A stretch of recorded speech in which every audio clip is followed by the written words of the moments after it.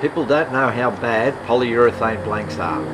Until they start to know it or it gets out in the public, which not many people are going to say that because that's their bread and butter, but it's very bad.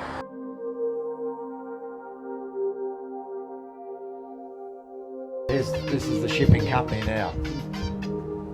Mark Riley. Yeah, Kath? Yep. So there's only going to be one truckload today. Oh, everything on one truck. Oh, very good. Okay. So about an hour, did you say?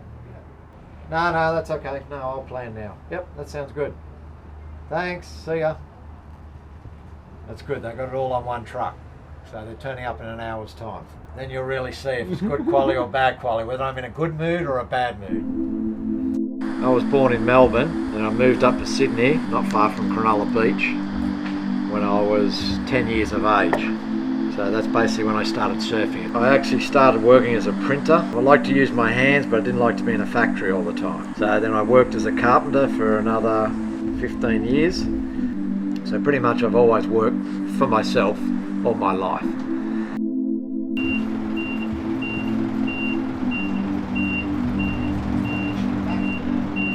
This was ordered, it's 2 months on the water, 2 months for preparation. It's probably about 5 months ago it was paid for and ordered, and now it arrives. Quarantine's gone through the lot, looked at every piece, it's been fumigated, it's been through everything. So as I was working, I was still surfing. The first time I went to Latin America was in 1995. Definitely changed my life completely. Started in Mexico, flew into Puerto Vallarta, and then travelled all the way down through Central America and South America with 2 polyurethane boards and broke them in Puerto Escondido. That's when I went, there's got to be a better way to make a board. And at the time I was sort of looking for another business or another opportunity to be able to be in the surf industry or using my hands or something like that. Righto, well, we're going to start making a 9-foot solid classic mal. And we're going to choose it from this new wood that we just had turn up last week. Just received a container. When I first got into Mexico, I couldn't speak anything. I couldn't even ask for a room. I couldn't ask for a drink of water, nothing at all. And I was nearly going to throw the whole trip in because I was so frustrated with the language and seeing these, 18, 19, 20-year-old kids from Europe speak 5 languages. And I just went, wow. 2 8-footers for the outside pieces. We're so isolated here in Australia where we've only got English and we only need English to survive, and I'm thinking, oh, we're stupid, us Aussies. So that made me a little bit more determined in learning another language and to continue my trip and become involved in a business over there. 22 inches, that's good. This is my classic 9-foot template. And then when I got to Ecuador, that's when I seen the opportunity at Balsawood to make boards, to import it here. Made a couple of boards up and it really just went from there. You can see the qualities of Balsawood were just fantastic. And just went from there. Orders sort of flowed. I got a few orders and then I went back there and got my first container. Okay, we're ready to cut these out now. And also I met my wife in Peru. And she came back here and we've had 2 kids and we go back there every year or 2 years. So I knew how bad polyurethane foam is when they blow it and also when it goes to landfill, so bad for the environment. So I knew how strong balsawood was and how light it was. Okay, we're just going to cut out this plan shape now and we're going to use the 9 1/4 inch saw again. So I'll actually follow these curves of the plan shape. So much easier to work with as compared to a hardwood or any other wood because it's so soft and silky and polishes up so nicely. The polyester resin takes to it so well and so durable as compared to the weight, so the strength to weight ratio is very high. Just many different characteristics. You can't just pinpoint one thing, just the magic wood for different things. I only bought enough back on the first trip for 2 boards, and then I went back probably 6 months after that. I went over there and basically ordered all the wood, and I was over there for I think 2 or 3 months, waiting for the wood, cutting the wood, waiting for the wood to dry. So I was actually living in players there for probably 2 or 3 months. And I hand loaded up a container myself. It takes 2 months to get on the ocean to get over here. Pretty much just went from there.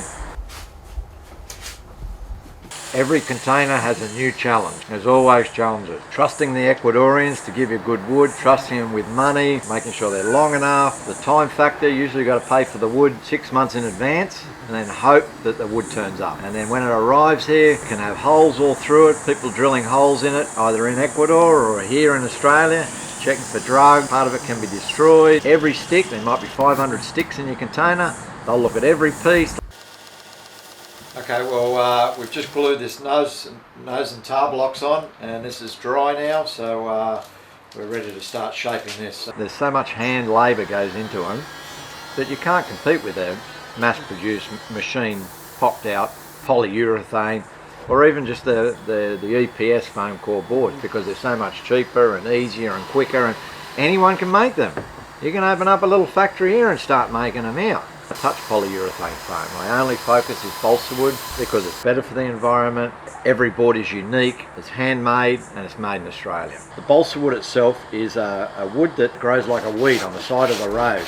So therefore we're not endangering any rainforest.